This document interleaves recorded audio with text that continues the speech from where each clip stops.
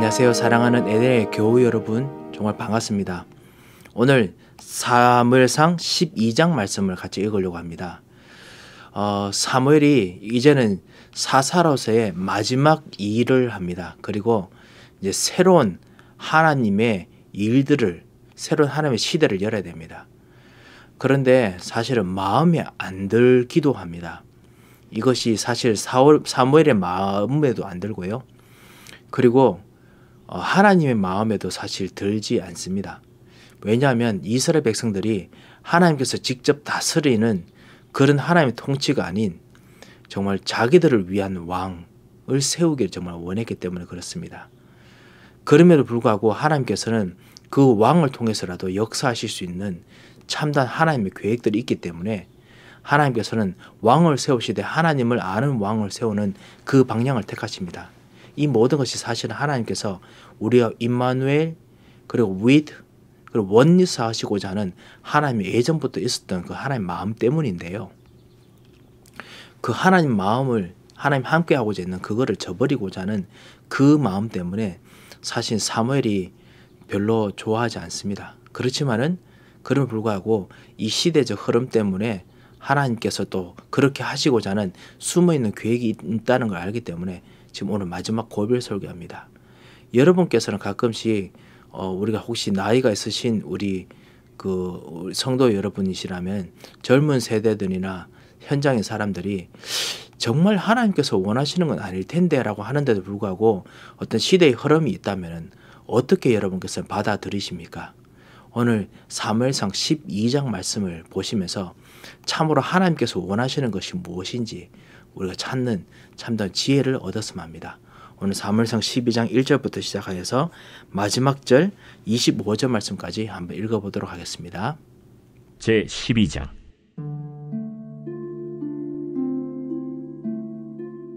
사무엘이 온 이스라엘에게 이르되, 보라, 너희가 내게 한 말을 내가 다 듣고 너희 위에 왕을 세웠더니 이제 왕이 너희 앞에 출입하느니라. 보라, 나는 늙어 머리가 희어졌고 내 아들들도 너희와 함께 있느니라. 내가 어려서부터 오늘까지 너희 앞에 출입하였거니와 내가 여기 있나니 여호와 앞과 그의 기름 부음을 받은 자 앞에서 내게 대하여 증언하라. 내가 누구의 소를 빼앗았느냐? 누구의 나귀를 빼앗았느냐? 누구를 속였느냐? 누구를 압제하였느냐? 내 눈을 흐리게 하는 뇌물을 누구의 손에서 받았느냐? 그리하였으면 내가 그것을 너희에게 갚으리라. 당신이 우리를 속이지 아니하였고 압제하지 아니하였고 누구의 손에서든지 아무것도 빼앗은 것이 없나이다. 너희가 내 손에서 아무것도 찾아낸 것이 없음을 여호와께서 너희에게 대하여 증언하시며 그의 기름 부음을 받은 자도 오늘 증언하느니라. 그가 증언하시나이다. 사무엘이 백성에게 이르되, 모세와 아론을 세우시며 너희 조상들을 애굽 땅에서 인도하여 내신 이는 여호와이시니 그런즉 가만히 서 있으라. 여호와께서 너희와 너희 조상들에게 행하신 모든 공의로운 일에 대하여 내가 여호와 앞에서 너희와 담론하리라. 야곱이 애굽에 들어간 후 너희 조상들이 여호와께 부르짖음에 여호와께서 모세와 아론을 보내사 그 두 사람으로 너희 조상들을 애굽에서 인도해내어 이곳에 살게 하셨으나 그들이 그들의 하나님 여호와를 잊은지라. 여호와께서 그들을 하솔 군사령관 시스라의 손과 블레셋 사람들의 손과 모압 왕의 손에 넘기셨더니 그들이 저희를 치매 백성이 여호와께 부르짖어 이르되 우리가 여호와를 버리고 바알들과 아스타롯을 섬김으로 범죄하였나이다. 그러하오나 이제 우리를 원수들의 손에서 건져내소서. 그리하시면 우리가 주를 섬기겠나이다 하매 여호와께서 여룻바알과 베단과 입다와 나 사무엘을 보내사 너희를 너희 사방 원수의 손에서 건져내서 너희에게 안전하게 살게 하셨거늘. 너희가 암몬 자손의 왕 나하스가 너희를 치러옴을 보고 너희의 하나님 여호와께서는 너희의 왕이 되심에도 불구하고 너희가 내게 이르기를 아니라 우리를 다스릴 왕이 있어야 하겠다 하였도다. 이제 너희가 구한 왕, 너희가 택한 왕을 보라. 여호와께서 너희 위에 왕을 세우셨느니라.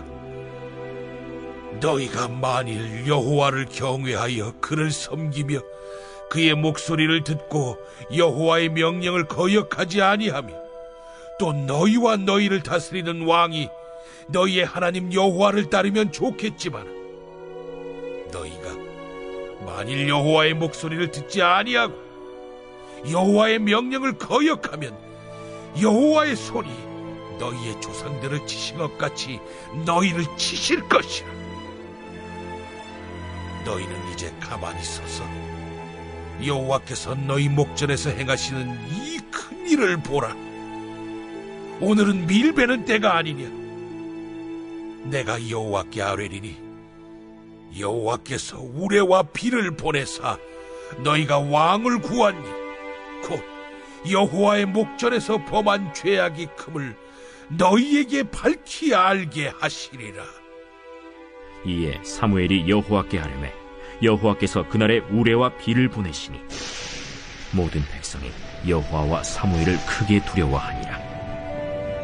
모든 백성이 사무엘에게 이르되 당신의 종들을 위하여 당신의 하나님 여호와께 기도하여 우리가 죽지 않게 하소서. 우리가 우리의 모든 죄에 왕을 구하는 악을 더하였나이다. 사무엘이 백성에게 이르되 두려워하지 말라. 너희가 과연 이 모든 악을 행하였으나 여호와를 따르는 데에서 돌아서지 말고 오직 너희의 마음을 다하여 여호와를 섬기라. 돌아서서 유익하게도 못하며 구원하지도 못하는 헛된 것을 따르지 말라. 그들은 헛되니라. 여호와께서는 너희를 자기 백성으로 삼으신 것을 기뻐하셨으므로 여호와께서는 그의 크신 이름을 위해서라도 자기 백성을 버리지 아니하실 것이요. 나는 너희를 위하여 기도하기를 쉬는 죄를 여호와 앞에 결탄코 범하지 아니하고 선하고 의로운 길을 너희에게 가르칠 것인지 너희는 여호와께서 너희를 위하여 행하신 그 큰 일을 생각하여 오직 그를 경외하며 너희의 마음을 다하여 진실히 섬기라. 만일 너희가 여전히 악을 행하면 너희와 너희 왕이 다 멸망하리라. 자, 우리 12장 1절 말씀부터 읽었습니다. 11장 말씀은 사무엘이 사울에게 왕으로서 이제 대관식을 하는 날입니다. 그 이후에 이제 사무엘이 고별 설교를 합니다. 사실 시대적으로 시간적으로 맞다라는 학자들도 있고요. 어떤 학자들은 이 사무엘의 마지막 고별 설교를 그 전에 했을 것이다 라고 말하는 학자들이 있습니다. 왜냐하면 벌써 사울 왕이 전면에 나섰기 때문에 그렇습니다. 오늘 여기 나중에 읽어보면 이제 그 사울이 너 앞에 나서느니라 이렇게 이야기하기 때문에 대관석 이전이라고 이야기하는 사람들도 있습니다. 하지만 그보다 더 중요한 것은 뭐냐면 12장을 기점으로 해서 사무엘의 사사의 역할은 완전히 끝이 납니다. 대단원의 역할이 나고 새로운 이제 사울 왕의 시대가 옵니다. 아까 말씀드렸다시피 그렇지만은 이것이 사실 사무엘과 선지자 사무엘과 하나님의 눈에서는 사실은 완전히 좋은 것은 아닙니다. 왜냐하면 하나님이 아닌 다른 인간이 세운 통치자를 통해서 정말 다스림을 받고 싶어하는 다른 나라처럼 되고 싶어하는 그것이기 때문에 그렇습니다. 그게 시대의 트렌드라고 백성들이 보고 있었기 때문에 그렇습니다. 그런 불구하고 우리는 하나님을 섬기겠습니다 라고 이야기를 합니다. 그 점에서 사실은 그 하나님과 그리고 사무엘 눈에는 좋지 않지만 그럼에도 불구하고 하나님께서는 하십니다. 왜냐? 하나님께서 정말 자비롭고 그리고 하나님께서는 우리 인간의 생각을 뛰어넘는 숨어있는 계획이 있으시기 때문이겠지요. 그래서 오늘 사무엘의 설교 통해서 하나님께서 우리로 하여금 우리가 정말 이 현장에서 마음에 안 드는 부분이 있다면 어떡할까? 하나님 눈에도 마음에 안 들지만 우리가 여기서 살아야 된다면 하나님께서 어떻게 일을 하시는 것일까? 이 눈으로 한번 읽어봤으면 합니다. 12장 1절에 보면은 사무엘이 온 이스라엘에게 내가 그 내게 한 말을 다 듣고 너 위에 왕을 세웠지만은 이제 내가 좀 정리를 좀 해야겠다라고 이야기를 합니다. 그러면서요, 내가 어려서부터 오늘까지 너희 앞에 출입하였거니와 사사로서, 사사가 뭐냐면요, 재판장이라는 뜻인데요. 사사로서 너희 앞에 출입하였는데 3절에 보면 내가 여기 있나니 여호와 앞과 그의 기름 부음을 받은 자 앞에서, 이 사울 왕이겠죠. 아니면 사울이겠죠. 내게 대하여 증언하라. 그러면서 내가 사사로서 너희를 다스릴 때, 너희 앞에 출입할 때, 그 전에 이제는 왕이 너희 앞에 출입한다고 했지요. 사울 왕이 이제 너희 앞에 출입할 것인데, 그런데 내가 너희 앞에서 누구의 소를 뺏은 적이 있었느냐, 나귀를 속였느냐, 재물을 가졌느냐, 자기의 개인적인 욕심을 위해서 가져간 적이 있느냐, 내인데 말하라 라고 합니다. 사무엘이 이해하는 말에 대해서 백성들은 4절에 보면 당신이 우리를 속이지 아니하였고 압제하지 아니하였고 누구의 손에서 아무것도 빼앗은 것이 없나이다 라고 대답합니다. 사사로서, 다스리는 자로서입니다. 그리고 5절에 보면 사무엘이 백성에게 내 손에서 찾아낸 것에서 하나님께서도 증언하시고 그리고 그의 기름 부음 받는 자도, 오늘 사울 왕이겠죠, 증언한다 라고 합니다. 그래서 실제로 그거에서 증언한다, 완전히 이제 확실하게 이야기를 하죠. 지금 이 이야기를 통해서 이제 사사가 끝납니다. 사사의 일은 끝납니다만, 재판장으로서 일은 끝납니다만, 그런 불구하고 그 재판장 그 다음에 있는 왕으로서의 그 일은 하지 않지만 선지자의 일은 그대로 하게 됩니다. 왜냐하면요, 지금 물었던 것이 선지자로서 내가 너희 앞에 잘못했느냐 라는 뜻이 아닙니다. 사사로서 너희 앞에 잘못했느냐. 사사라면 사무엘과 그리고 백성들 사이 간의 문제거든요. 관계입니다. 그렇지만 선지자는 사무엘과 하나님과의 관계이기 때문에 다릅니다. 그래서 지금은 이 선지자가 아닌 사사로서 사무엘과 백성과의 관계에서 잘못하는 것이 있는지 물어봤던 것입니다. 그리고 나중에 6절에 보면 선지자로서 이제 이야기를 시작합니다. 사무엘이 백성에 이르되 모세와 아론을 세우시고 조상들을 애굽 땅에 인도해내신 분께서는 여호와셨다. 여호와 하나님, 쉽게 말하면 여기서 인도했다는 것이 왕이라는 뜻이거든요. 왕이셨는데, 그런데 너희들이 했던 것이 그 하나님께서 하시는 것과 비교해서 한번 너희들에 대해서 한번 이야기를 내가 해보겠다라고 하면서 선지라서 이야기를 합니다. 그래서 너희 조상들이 하나님은 여호와를 잊고 그 다음에 다른 우상들을 섬긴다라고 했었습니다. 그래서 하나님께서 그 하솔 군사관 사스라 블레셋 사람 모압 왕 손에 넘겼다가 다시 한번 그 바알과 아스라롯을 섬겼다가 그때 하나님께서 다시 건져주셨는데, 그때 11절에 보면 여룻바알, 베단, 입다 다 사사들입니다. 사사기에서 나오는 사람들이죠. 그리고 나 사무엘을 보내요. 자신도 선지자지만은 사사로서 보냄을 받아서 사방 원수선에서 건짐을 받게 했다. 그럼에도 불구하고 너희는 이렇게 말합니다. 너희가 내게 이르기를 아니라 우리를 다스릴 왕이 있어야 하겠도다 하도다 라고 했습니다. 그래서 사사가 아니라 하나님이 아니라 왕이 있어야 된다라고 이야기를 합니다. 그래서 왕을 세웠다라고 합니다. 14절 뒤에 보면요, 또 너희와 너희를 다스리는 왕이 너희의 하나님 여호와를 따르면 좋겠지만은, 하지만은 너희가 만일, 쉽게 말하면 여호와의 너희가 진짜 여호와의 명령을 따르고 너희 왕도 여호와의 명령을 따르면 정말 좋겠지만, 혹시나 지금 이제는 백성들의 문제뿐만 아니라 이제 왕까지 이제 문제가 하나 더 일이 커졌지요. 하지만 너희가 여호와의 목소리를 듣지 아니하고 거역하면 하나님께서 조상을 치실 것이고, 그리고 너희들이 그 하나님께서 하신 것을 여호와를 따르지 않으면은 왕까지 치실 것이다라고 이야기를 합니다. 나중에 또 나오지요. 그러면서 뭐라고 하냐면 17절에 참 의미 있는 이야기인데요. 오늘 사실은 성경학자들 여기서 많은 부분 이야기를 하지 않습니다만요. 사실 우리가 가지고 있는 138 언약 안에서 우리가 138의 시작이 무엇이냐? 원래 옛날부터 준 세 가지 절기 때문이죠. 유월절, 구원, 그리고 맥추절, 하나님 나라. 맥추절이 사실은 보리가 아니고 밀입니다. 밀. 보리하고 밀하고 이런 것들을 같이 거두거든요. 그래서 밀 베는 때 밀이 베기 시작할 때가 아니겠나 싶습니다. 17절 보면 맥추절 근처에 있을 수 있습니다. 그리고 아니라는 학자들이 있기 때문에 완전히 하지는 않습니다. 그렇지만은 분명히 그 무엇인가 곡식을 거두기 시작할 때입니다. 하나님 나라의 그 열매들을 하나 둘씩 맺기 시작할 때입니다. 그때가 사실은 성령께서 임하시는 때거든요.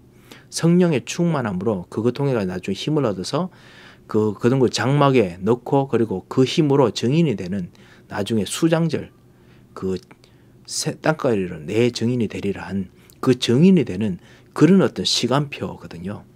그래서 거두기 시작할 때인데, 그때 사실은 이스라엘 백성들이 하나님과 같이 있다가 구원을 축복을 누리고 이제는 하나님 나라를 정말 누릴 수 있는 시간표인데, 그때 우리는 왕이 필요합니다 라고 이야기한답니다. 그래서 하나님 나라가 아닌 왕의 나라를 만들려고 한다라는 의미를 가지고 있습니다. 그래서 그때 하나님께서 진짜 왕이 필요하지만 진짜 누가 왕인지 보여주겠다라는 의미로 17절에 이렇게 말씀하십니다. 우리는 오늘 밀베는 때가 아니냐? 내가 여호와께 아뢰니니 여호와께서 우레와 비를 보내사 너희가 왕에게 구한 일 여호와의 목전에서 범한 죄악의 컴을 너희에게 밝히 알게 하시리라. 진짜 왕이 누구인지 보여주십니다. 진짜 왕이 임하십니다. 이게 사실은 파루시아와 비슷한 건데요. 하나님께서 진짜 왕으로 여전히 보여주십니다. 나중에 왕을 세우지만요. 사울 왕이지만요. 그래서 사무엘이 여호와께 아뢰매 선지자로서 아뢰입니다. 그래서 하나님께서 여호와께서 그날에 우레와 비를 보이십니다. 이것이 사실은 이 계시록 8장 그 5절에 있는 하나님 나라에서 기도하며 일어나는 그 역사들입니다. 하나님 나라의 역사입니다. 밀 거둬야 되는데 비 오고요. 그리고 우레 내립니다. 완전 쑥대밭 될 겁니다. 온 백성이 여호와와 사무를 크게 두려워하니라 라고 그 18절에 나오지요. 하나님께서 여전히 다스리십니다. 그리고 아직까지 완전히 하나님께서 그 진노하셨지만 완전히 멸하시지는 않습니다. 잠시 경고하십니다. 히브리서 6장, 히브리서 4장에 보면요, 자기 백성들을, 자기 자녀들을 하나님께서 사랑으로 가끔 경계하시고 그 하나님께서 깨달을 수 있도록 징벌하시지요. 그렇지만 그건 사랑해서 하신다고 분명히 되어 있지요. 이거를 지금 하는 것입니다. 백성이 여호와를 두려워합니다. 분명히 왕이 있음에도 불구하고 그렇게 합니다. 왜냐? 하나님 나라 시스템이기 때문에 그렇지요. 그래서 우리가 하나님 나라를 누리고 사는 게 참 중요합니다. 거기에 나의 어떤 중간에 다른 어떤 매개체가 있어서는 안 됩니다. 진짜 하나님만이 왕이셔야 됩니다. 그리스도만이 왕이셔야 됩니다. 18, 19절에 보면 모든 백성이 사무엘에 대해 당신의 종들을 위하여 당신의 하나님 여호와께 기도하여 우리가 죽지 않게 하소서. 우리가 우리 모든 죄에 왕을 구하는 악을 더하였나이다 라고 합니다.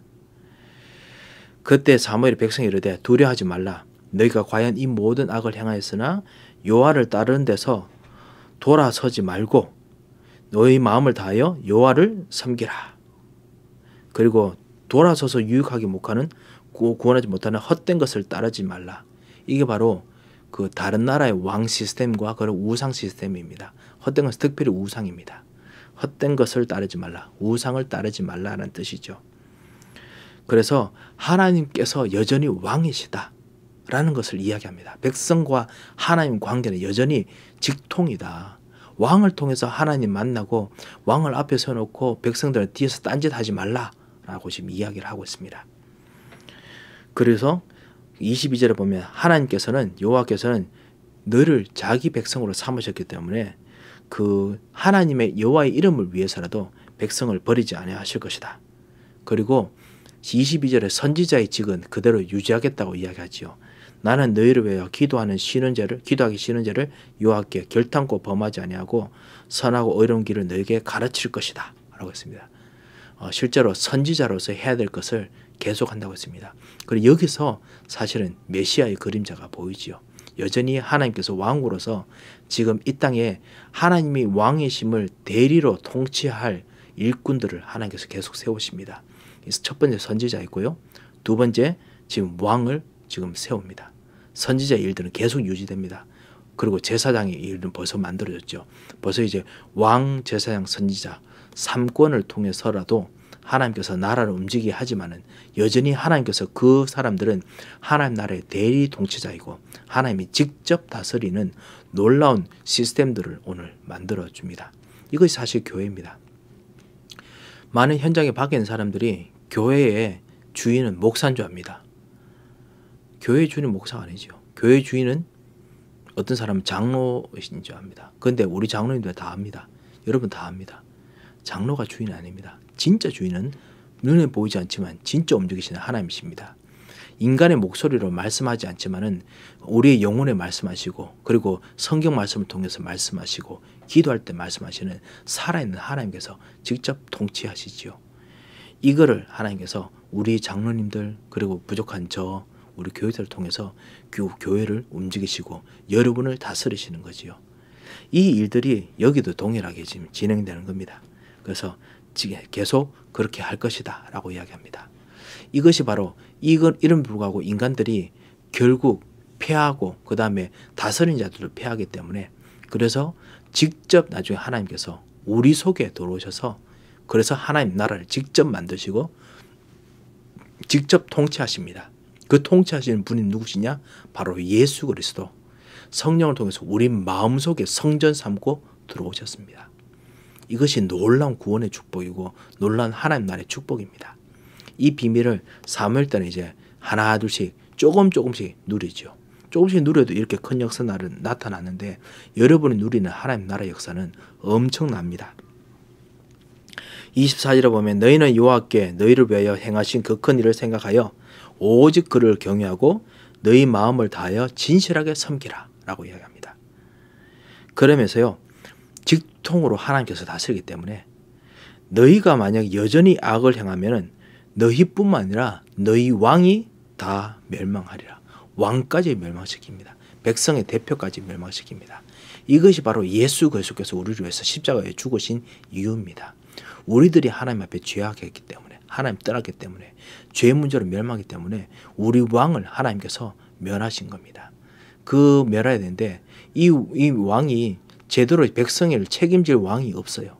그래서 직접 예수 그리스도께서 오셔서 백성을 다 책임지시고 우리를 위해서 멸망을 당하셨던 겁니다. 그렇기 때문에 우리가 이 예수 그리스도께 진심으로 감사드려야 되는 거고 그리스도를 우리 왕으로 그렇지만 그분이 하나님이시기 때문에 섬기는 것입니다. 이 놀라운 설교를 이 사무엘이 하고 난 후에 이제 고별 설교를 마칩니다. 백성들이 여전히 왕이지만은 다른 나라하고는 다릅니다. 다른 나라하고 다른 신분으로서 하나님 직접 다스린 나라의 신분을 삽니다. 자, 우리 성도 여러분, 우리들도 하나님 나라의 사람으로 지금 살고 있습니다.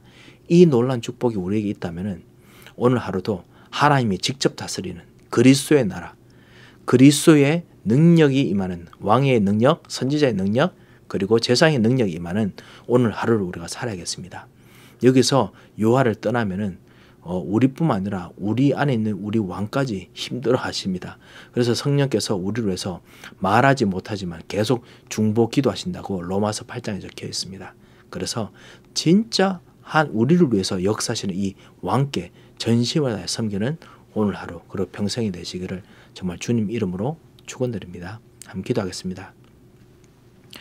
살아계신 하나님 아버지 은혜를 감사를 드립니다.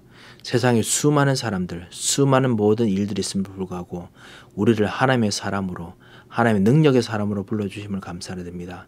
주님이 다스리는 진정한 하나님 나라의 축복이 있도록 우리 눈을 열으시고 역사하여 주셔서 살아계신 주 예수 그리스도의 이름으로 기도하며 감사드립니다. 아멘.